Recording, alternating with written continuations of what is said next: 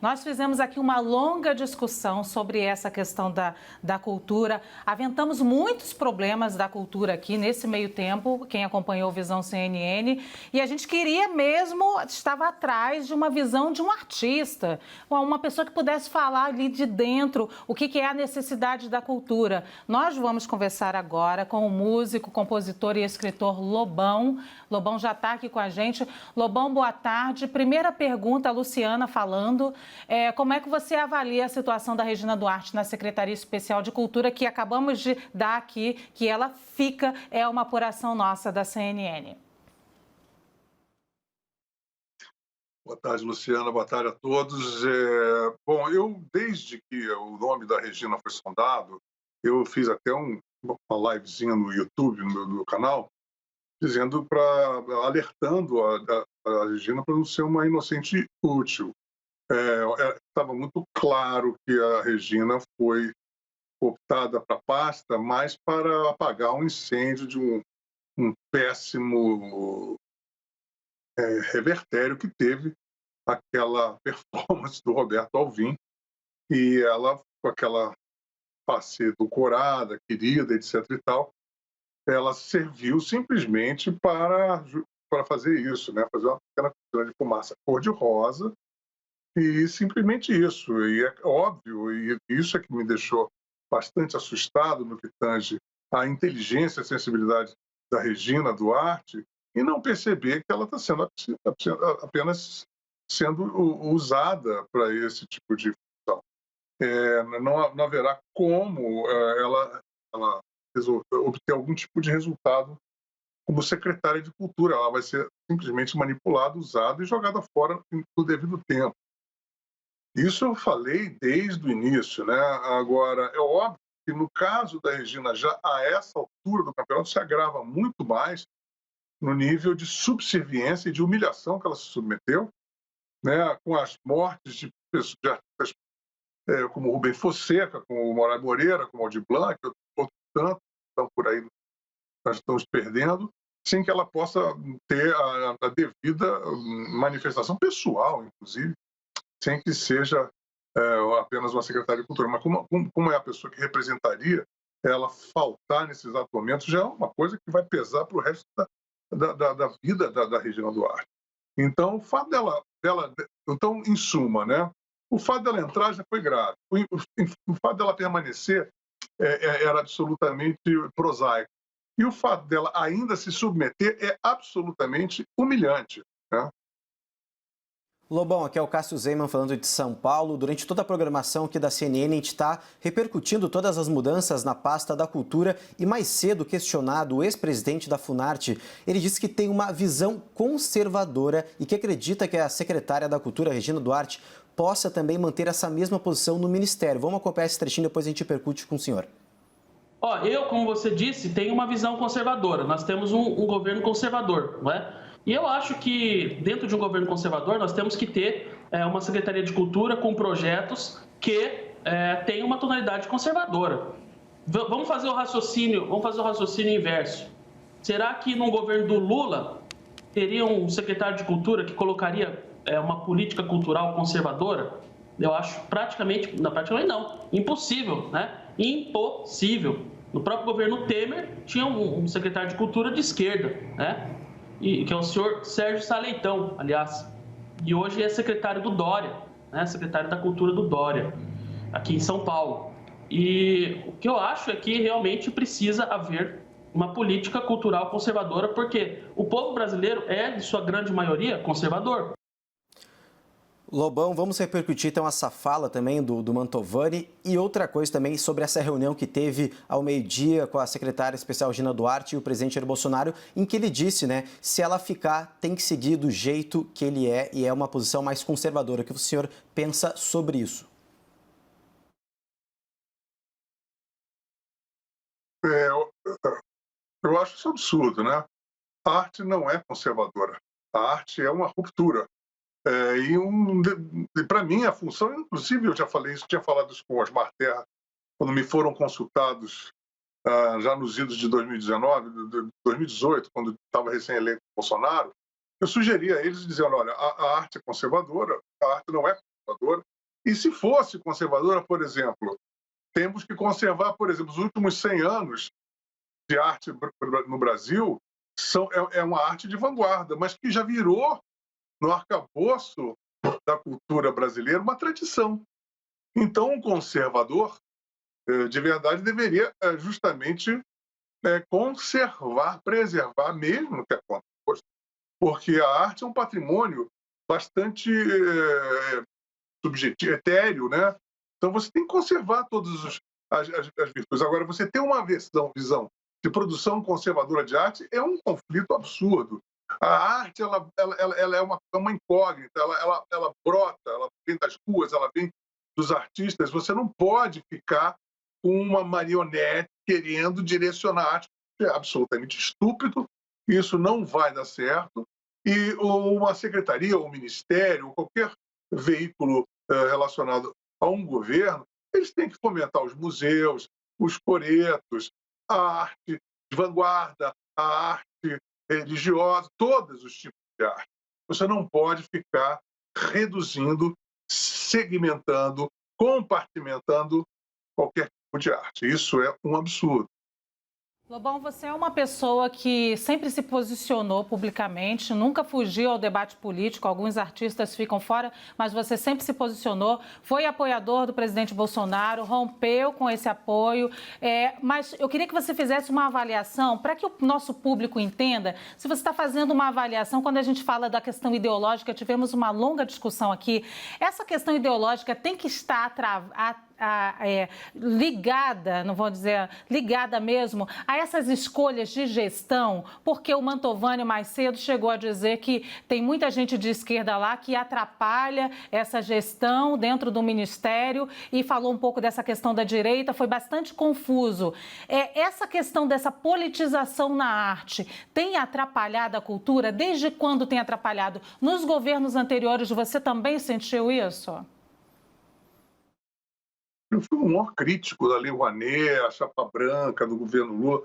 E assim que eu fui consultado neste governo recém-eleito, através do Osmar Terra, que, por sinal, nós passamos uma tarde inteira conversando numa churrascaria aqui em São Paulo, quando ele me confessou que de arte eu sabia tocar um berimbau, pois era um excelente capoeirista, eu disse a ele que na gestão de um governo que, no meu caso, eu tinha ajudado a eleger, gostaria muito de ver ou uma secretaria, porque naquela época ainda não estava definido se era uma secretaria ou um Ministério de Cultura, que não houvesse revanche, porque a reação, ação e reação, você tem que ter, para poder parar com essa brigalhada toda, você tem que ter um governo aglutinador, né? E eu falei, olha, eu mesmo falei para ele, olha, eu estava pensando na semana de 2022, no centenário da semana que eu digo da Arte Moderna de 22, por justamente sermos conservadores, é hora do conservador ser uma mãe, um útero, né? E acolher tudo aquilo que criticou, porque já faz parte da cultura brasileira. Uma coisa que se direcionou como, vamos supor, a arte de vanguarda, de ruptura, como foi a Semana de 22, ela já virou parte do acervo cultural brasileiro. E ela não pode, nem deve, nem pode se cogitar em extirpar, em tirar esse tipo de arte. Então, o conservadorismo está aí, né? Você tem que acolher os seus adversários, acolher que você está gerenciando um monte de diversidade. Você não está numa briga, numa trincheira, porque isso não é arte, isso nem é arte, nem é isso saber gerenciar o cabedal artístico de um país. O Brasil é múltiplo, ele tem que ser respeitado, e seria de bom alvitre para um governo conservador chamar justamente, isso eu propus, chamem as grandes lideranças artísticas da esquerda, não tenha esse medo. A produção artística ela é imparável, né? Ela não pode ser manipulada, nem censurada, nem estancada. Então, um governo conservador deveria, por exemplo, numa semana de centenário de 22, que vai ser o do centenário da independência, fazer uma coisa que não aconteceu na semana de 22, de 1922, que ela foi um escape da própria comemoração do centenário, na época da independência. Então, seria uma ótima sacada, vamos dizer, você conseguir conjuminar uma coisa que foi díspare há 100 anos atrás, a independência do Brasil, um espírito cívico conservador e já albergando dentro do todo o direito de conservar a arte do Brasil, né? Pegar o Museu da Ipiranga, pegar o Museu Nacional, todos esses nossos arquivos nacionais e deixar a arte fluir, o funk, que seja música erudita, música sacra, né? Carnaval, sertanejo, a gente tem que gerenciar, né? A gente tem que proporcionar visibilidade da mais abrangente possível de todas as manifestações artísticas brasileiras. A gente não pode ficar cerceando, tentando destruir segmentos, engavetar coisas. Isso é muito mesquinho. Isso, além de ser mesquinho, é ignorante, é burro, é inoperante, é autodestrutivo. Ninguém vai conseguir se suceder bem com a mentalidade de controle e de guerra cultural dentro de uma administração. Olha que o Ministério ou uma Secretaria de Cultura, ele é feito para administrar e favorecer qualquer tipo de manifestação artística e nunca, jamais, em tempo algum, ser um órgão de restrição, de censura, de apartamento, de apartheid, de qualquer gênero cultural, seja na pintura, na arquitetura, na música, ou seja lá o que for. Portanto, este viés aí em que o governo está se colocando dessa forma ideológica é de uma obtusidade, de uma mesquinharia, de uma falta de conhecimento constrangedores. Bom, eu peço para que você aguarde aí rapidamente, que a gente vai chamar uma entrevista que mais cedo, Dante Mantovani disse que foi nomeado para a presidência da Funarte pelo general Braga Neto. Vamos ouvir. Quem o nomeou? Quem o nomeou ontem presidente da Funarte? Qual o nome da pessoa? Eu fui nomeado pelo general Braga Neto. Agora, Sim, claro, o senhor, mas a negociação foi com ele, então o convite foi feito por ele. Eu esclarecer isso. A nomeação foi feita por ele. O convite também foi feito por ele, o contato inicial? Então é o seguinte, vocês falaram do Henrique Pires, né? Que ele era um secretário da Cultura que saiu falando que o governo estava praticando censura. É importante falar. Na verdade, não teve censura nenhuma. Tá? Não teve censura nenhuma. O que teve? O que teve foi o seguinte, que o seu Henrique Pires, ele também, eu não sei se ele é de direita ou de esquerda, eu acho que ele é um tipo meio híbrido, ele vai para o lado que ele achar melhor, né? Porque ele não deixou isso claro. Se ele deixar claro, eu sou de direita, eu sou de esquerda, aí eu me retrato. Mas o que aconteceu foi exatamente isso que eu estava explicando para vocês. Ele herdou já toda uma estrutura comandada pela esquerda. E as obras, todas as obras que estavam sendo contempladas, principalmente pela Ancine, que é a Agência Nacional do Cinema, eram obras de uma tonalidade militante, tipicamente, caracteristicamente de esquerda. E aí o que acontece? Isso chegou ao conhecimento do presidente da República, que é um presidente conservador, a própria base de apoio do presidente reclamou disso e ele resolveu substituir o secretário. Então não é que houve censura, houve um alinhamento. Eu acho estranho isso dessa mídia, achar que tudo que pode acontecer dentro de um governo é só o que vem da esquerda. A direita não tem espaço nesse país.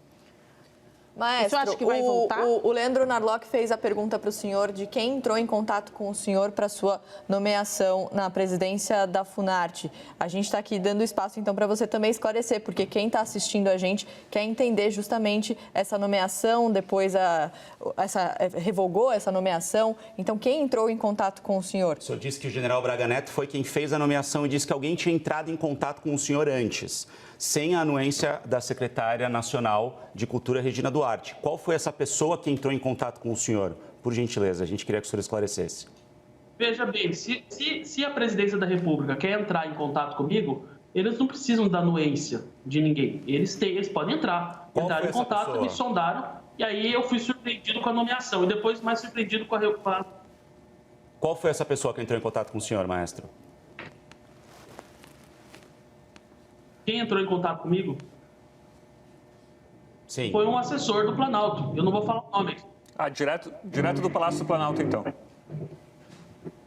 Sim. Bom, eu gostaria que você repercutisse comigo, fizesse uma avaliação aqui com a gente.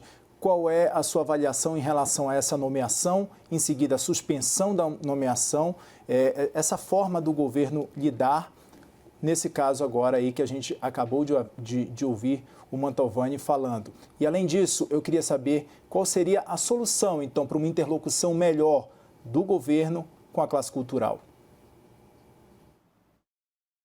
Bom, isso é muito complicado. Vamos por partes. Tem dois aspectos aí que nós temos que verificar no nosso querido maestro Mantovani, né, que nós temos que colocar, que são, eles um se complementam com o outro na obtusidade.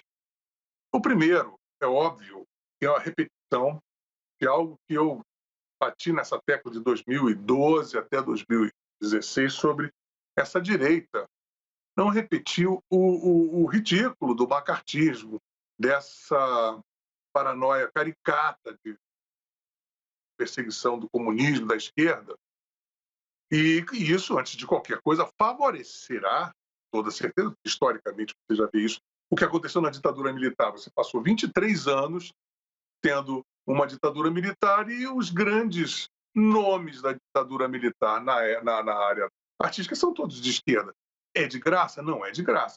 Foram todos perseguidos, além do talento inerente de todos e da coragem inerente de todos. Houve uma potencialização magnificante da censura que fez com que essas pessoas, além do talento, além da coragem, se tornassem verdadeiros heróis nacionais, né? Então, eles não... Eu falei isso com o próprio Osmar Terra da época, dizendo, olha, é uma mistura de pragmatismo, esse vista, né, com uma situação que eu considero republicana, que é justamente ceder espaço para os nossos adversários, porque aí sim você vai ter um espaço honesto, em que todos possam usufruir, sem essa pressão, porque essa pressão, antes de qualquer coisa, essa pressão, essa paranoia, essa repressão, ela favorece o reprimido, ela favorece o heroísmo daquele que está sendo reprimido. E aí cresce o inimigo. Então, isso é, antes de qualquer... Pelo ponto de vista de guerra cultural, se você fosse apenas um estrategista de guerra cultural, você já estaria errado já de cara. Esse é o primeiro aspecto. O segundo aspecto é que você não deve tratar nada que se trate de cultura como guerra cultural, que já é uma imbecilidade basilar. Você tem que tratar a cultura como um organismo vivo, espontâneo, que não tem, nem deve ter controle, deve ter administração, e você ter um gerenciamento para você favorecer determinadas partes que estão em determinados momentos precisando de mais visibilidade, precisando de mais incremento, aqui, acolá, só no sapatinho, mas ser, antes de qualquer coisa, um espírito holístico em relação a toda a cultura, para tratar com todo carinho qualquer manifestação cultural brasileira. Então, não tem cabimento essa coisa de direita, que a arte não pode ser, nem deve ser. Você pode ter um artista que tenha uma ideologia X, Y, mas o fruto, por exemplo, Picasso, que era um comunista afiliado ao Partido Comunista, que, por sinal, era boicotado na União Soviética. O fruto da arte do Picasso, ele vai além da direita e da esquerda, tem que divulgar o Picasso. O Salvador Dalí, por seu turno, já era o contrário ideológico do Picasso. Também porque você vai chegar e censurar o Dalí, ou vai censurar o Picasso, são dois exemplos bem característicos que a gente pode recorrer, que vai para qualquer lugar. Então, esse tipo de paranoia e de mesquinho, de administração da cultura, isso é apavorante, isso é asqueroso, é reprovável. E outra coisa, eu não preciso nem dizer mais, dizer assim, é claro que é um tiro no pé, é claro que isso... bastava... Olha os 23 anos de ditadura militar, o que aconteceu. Você simplesmente teve reformas de ensino malogradas, você tentou... Os artistas que foram protegidos pelo establishment governamental militar nunca se deram bem, né? Uns até foram cruelmente ejaculados da cena, mas é esse o caso, né? O caso é que não se pode administrar dentro da visibilidade do Secretaria de Cultura, do Ministério de Cultura. A arte tem que ser protegida e glorificada em todo o seu espectro, seja funk, seja sertanejo, seja samba, seja rock, seja lá o que for.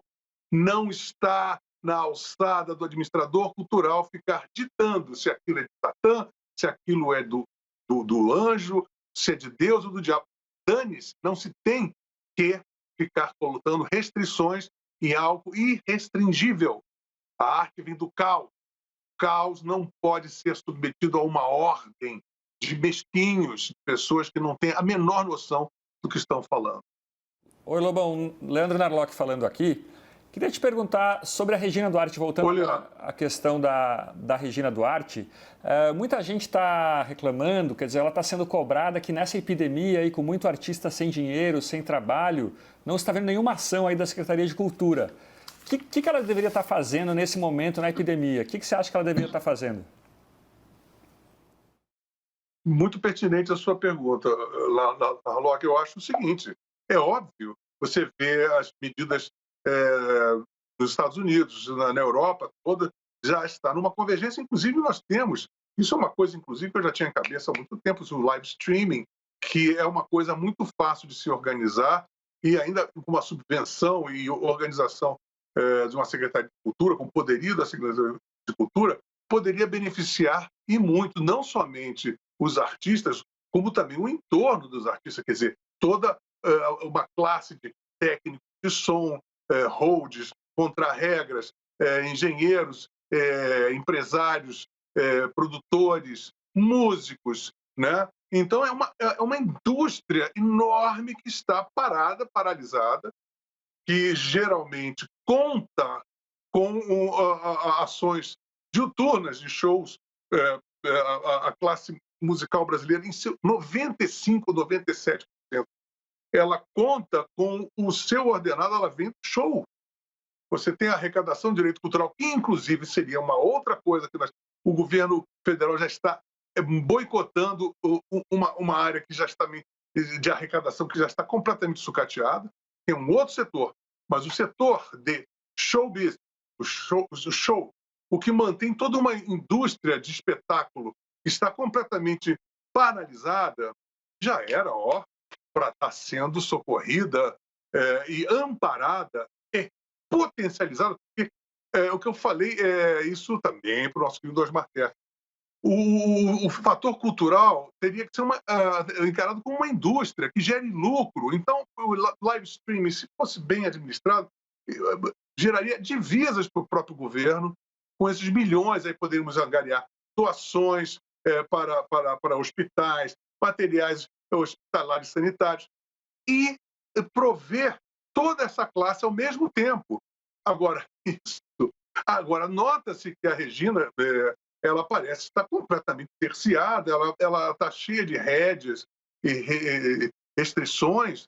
E então, primeiro, esse caso, Narlock, é uma coisa que é evidente que poderia se gerenciar. Eu acho que o aspecto principal é esse: colocar um patamar de gerenciamento de live streaming que você favoreceria. Agora, você fazendo isso, pensa bem, se colocando no lugar da Regina Duarte, ela fazendo isso, ela estaria dizendo, em outras palavras, contrariando a vertente do presidente, que quer todo mundo.